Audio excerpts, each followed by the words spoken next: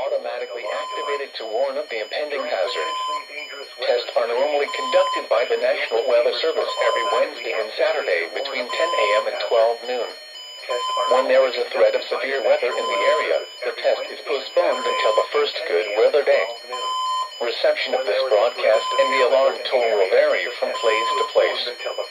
This variability, normally more noticeable at greater distances from the transmitter, will occur even though you are using a good quality receiver in perfect working order.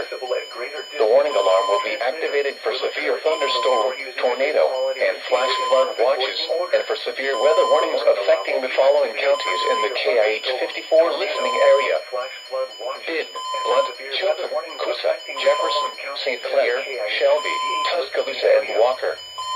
This has been a test of the NOAA Weather Radio Warning Alarm device. We now return to our normal programming. Jefferson, Randolph, St. Clair, Shelby, Talladega, and Tallapoosa counties.